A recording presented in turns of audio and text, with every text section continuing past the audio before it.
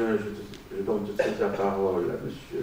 Alexandre Négris, président de l'Institut d'études géopolitiques appliquées à Paris, France, qui est un partenaire principal et institutionnel de ce colloque.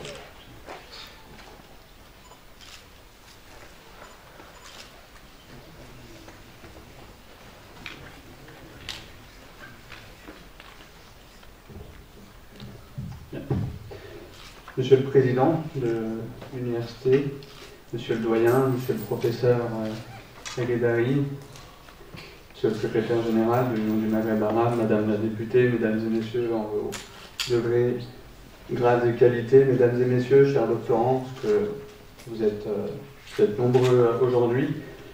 Je suis particulièrement heureux d'être présent aujourd'hui et de représenter l'Institut d'études de géopolitique appliquée, notamment ici à Rabat, au Maroc, un pays sur lequel l'Institut travaille depuis pas mal d'années, notamment au plus fort du froid diplomatique qui a caractérisé une partie de nos relations dernièrement.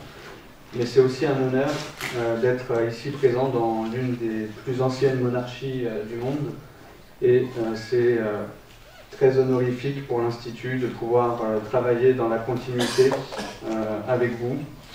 Depuis désormais 3 ans, ça a été évoqué dans la précédente intervention, l'IEGA s'attache à développer, sous un prisme nouveau, la recherche française consacrée aux questions africaines de façon inclusive et avec une approche renouvelée. Nous n'avons pas la prétention de dire ce que sera le continent africain demain, mais notre rôle est de travailler à la relation que nous pouvons entretenir dans la durée, dans le cadre d'un partenariat mutuellement bénéfique.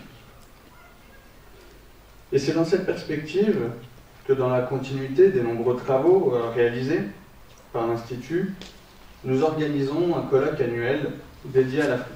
En 2022, nous portions notre attention sur le développement économique en Afrique, avant d'analyser en 2023, l'année dernière, ici même, le triangle Chine-Russie-Afrique et les enjeux qu'il représente pour le triangle France-Europe-Afrique.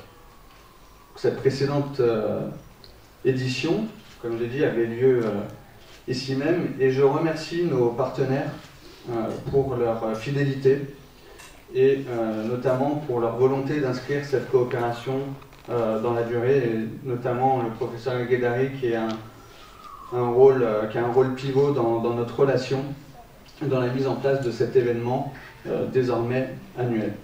Donc, je vous remercie particulièrement pour l'amitié que vous nous faites en nous accueillant et en accueillant cet événement et en renouvelant votre soutien au fil des années. Puisse cette collaboration s'inscrire dans la durée et faire partie de nos agendas respectifs à long terme. Alors, quel rôle pour l'Afrique dans la gouvernance mondiale? Vaste sujet. Je ne crois pas qu'au bout de ces 2 jours de colloque, nous aurons fait le tour, tant il y a matière à travailler sur le très long terme. Mais l'enjeu de ce colloque est de questionner la part que l'Afrique s'apprête à jouer dans le processus de redéfinition de la gouvernance à travers une approche pluridisciplinaire et transversale.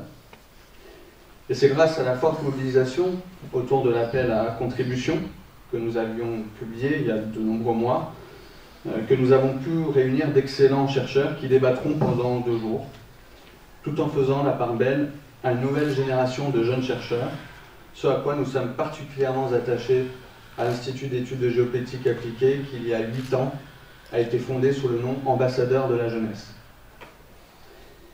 Mesdames et messieurs, je vous remercie de votre vif intérêt pour ce colloque et vous souhaite de très bons débats au cours de ces 2 journées.